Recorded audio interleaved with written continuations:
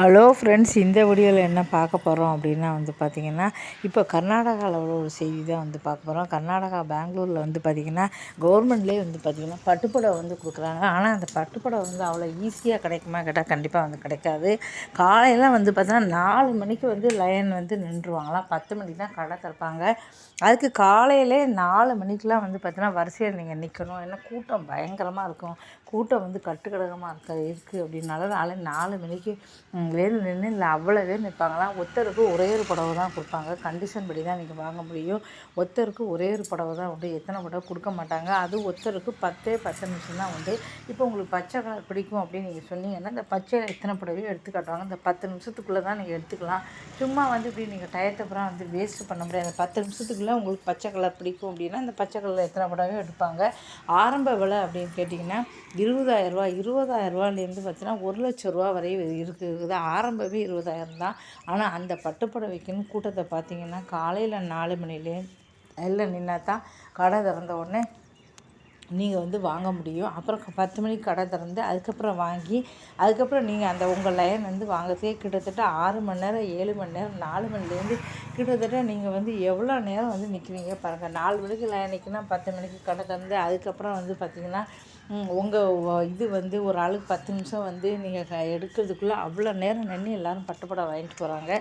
எத்தனை ரூபா கொடுத்து எவ்வளோ நாள் நம்ம ஒரு ஆசையில் தான் நிறைய பேர் வாங்குகிறாங்க. ஏன்னா அந்த பட்டுப்புடவை வாங்கிட்டோம் அப்படின்னா என்ன ஆச்சு அப்படின்னா அதுக்கப்புறம் பார்த்திங்கன்னா ஒரு நாளோ 2 நாளோ ஏதோ கல்யாணம் ஃபங்க்ஷன் அதுன்னு விழுத்துறோம். இப்போல்லாம் பார்த்திங்கன்னா ஒருத்தர் கல்யாணம் வந்துச்சுன்னா புதுசாக எடுக்கிறாங்க. அதே தான் எடுக்கிறதில்ல.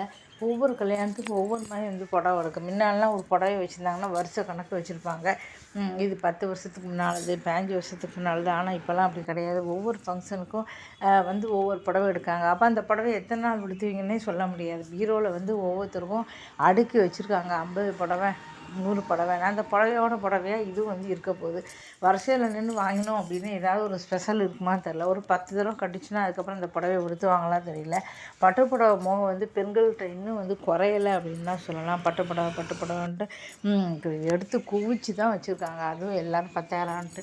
இப்போ நீங்கள் 10,000 எடுத்தீங்கன்னா நாள் ஆக ஆக பார்த்திங்கன்னா அது மிஞ்சி போனால் அந்த ஜரிகையை 200 300 தான் எடுப்பாங்க. அப்படி தான் போகுது. இருந்தும் மக்கள்கிட்ட இந்த பட்டுப்புடவை எடுத்தே ஆகணும் அப்படின்ட்டு கூட்டமாக எடுத்துக்கிட்டு தான் இருக்காங்க. யாருமே பட்டுப்புடவை விலை அதிகமாக இருக்கே சும்மா தான் பீரோவில் வச்சுருக்கோமே அப்படின்னு யாருமே நினைக்கிறதில்ல. ஏன்னா பெண்கள்கிட்ட பட்டுப்புடவை பார்த்தீங்கன்னா அந்தளவு பட்டுப்புடவை தங்க நகை அதேமாதிரி நகையும் அப்படி தான் பெண்கள்கிட்ட பார்த்தீங்கன்னா ரொம்ப ரொம்ப பிடிச்சிருக்கு. அவங்களும் வாங்கிட்டே தான் இருக்காங்க. இதேமாதிரி தான் பெண்கள் பட்டுப்புடவை விரும்பி வாங்கிக்கிட்டே இருக்காங்க. எத்தனை புடவை இருந்தாலும் சரி இந்த கேள்விப்பட்டாங்கன்னா நமக்கு ஒரு புடவை நிறைய வேணும் அப்படின்னு நினைக்கிறாங்க. இந்த வீடியோ பிடிச்சா மறக்காம சேனலை சப்ஸ்கிரைப் பண்ணுங்கள். இது மாதிரி நிறைய வீடியோக்கு போட்டுக்கிறேன். ஆதரவு கொடுங்க. நன்றி.